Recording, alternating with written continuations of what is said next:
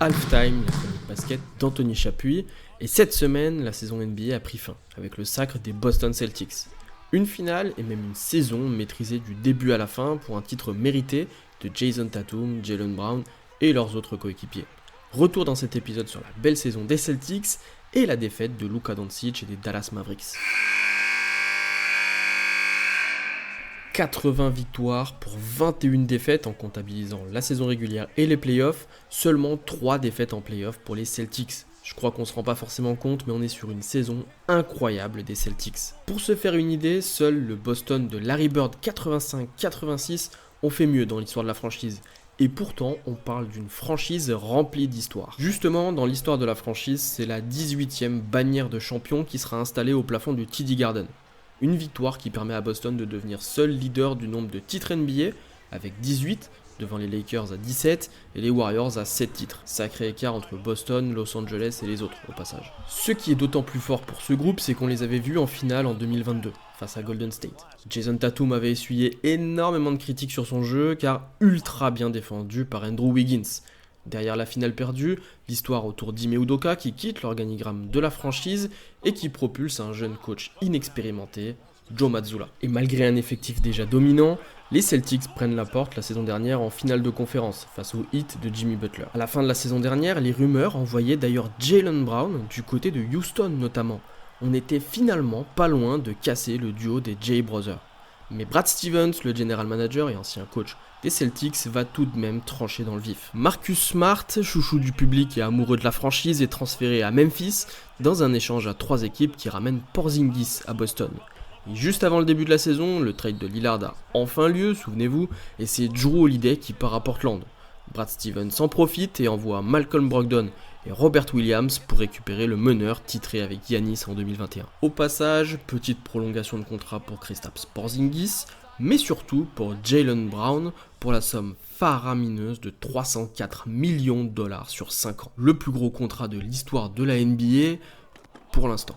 Tout ça s'est déroulé l'été dernier et a permis aux Celtics de monter une équipe incroyable avec un 5 majeur impressionnant et des role-players au rendez-vous. Il y a quelques doutes, notamment sur la gestion du physique de Porzingis, mais la saison va mettre fin à de nombreuses interrogations. Première attaque de la ligue, troisième meilleure défense de la ligue, de loin le meilleur différentiel de points entre l'attaque et la défense, évidemment le meilleur bilan avec 64 victoires. Pourtant, effectivement, il y a eu des critiques, notamment sur un Tatum moins dominant, car une équipe beaucoup plus collective, une difficulté parfois sur les fins de match lorsque le score est serré et qui découle d'un coach parfois trop inexpérimenté. Preuve en est, aucun trophée individuel de fin de saison, ni même de podium sur ces trophées individuels. Seul Jason Tatum est présent dans les All-NBA Teams de fin de saison. Une fois en playoff, tous les doutes se sont levés. Ils ont disposé du Heat dans un premier temps, puis des Cavs et enfin d'Indiana à l'Est. Ils auraient pu douter lors de la défaite au Game 2 face à Miami, puis face à Cleveland. Mais finalement, ils n'ont pas tremblé, et ce, même sans Porzingis face à Cleveland. Je pense également que ce qui a totalement libéré les Celtics, c'est le Game 1 face à Indiana. Honnêtement, ils ne devaient pas le gagner. Indiana aurait dû mener 1-0 et s'imposer au Garden. Mais il y a eu le shoot de Jaylen Brown et la grosse prolongation de Tatum. Pour moi, c'est à partir de ce match-là qu'on a senti une équipe en mission pour aller chercher le 18e titre des Boston Celtics. Finalement, lors des finales NBA, j'ai jamais senti Boston vraiment dans le dur, excepté dans le match 4. À l'image de toute leur saison, les Boston Celtics ont tout contrôlé, hormis Jrue Holiday, c'est le premier titre de tous les joueurs de l'effectif. Ainsi, les Jay Brothers décrochent leur premier titre ensemble. Alors Ford son premier après 17 saisons et 186 matchs de playoff, seul Karl Malone fait pire.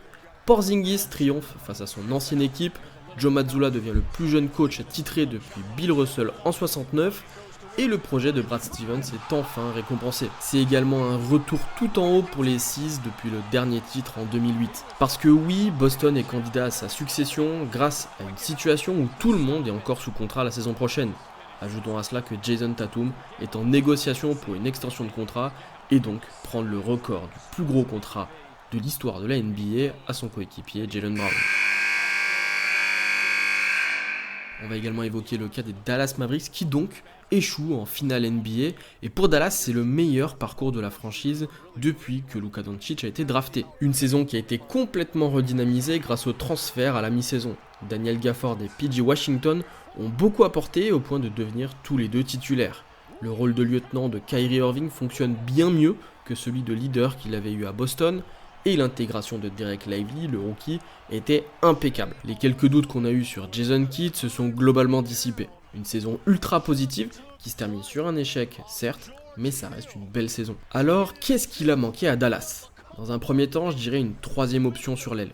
Ça relèguerait Derrick Jones Jr. sur le banc, ce qui n'est pas une mauvaise chose pour moi car son énergie apporterait énormément à la seconde unit.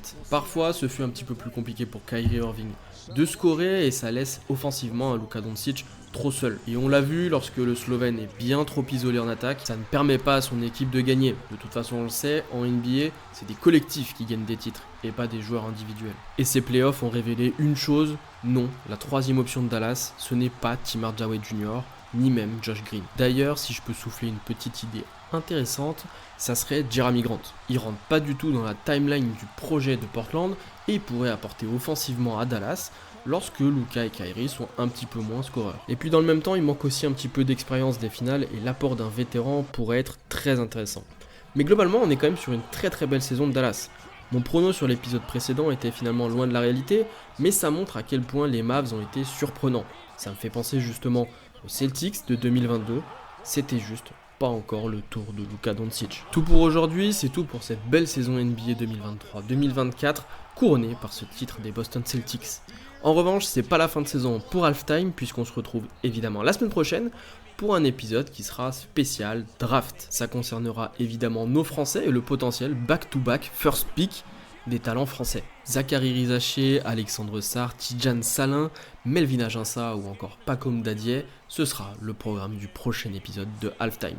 Alors en attendant, likez, partagez et abonnez-vous, et à la semaine prochaine.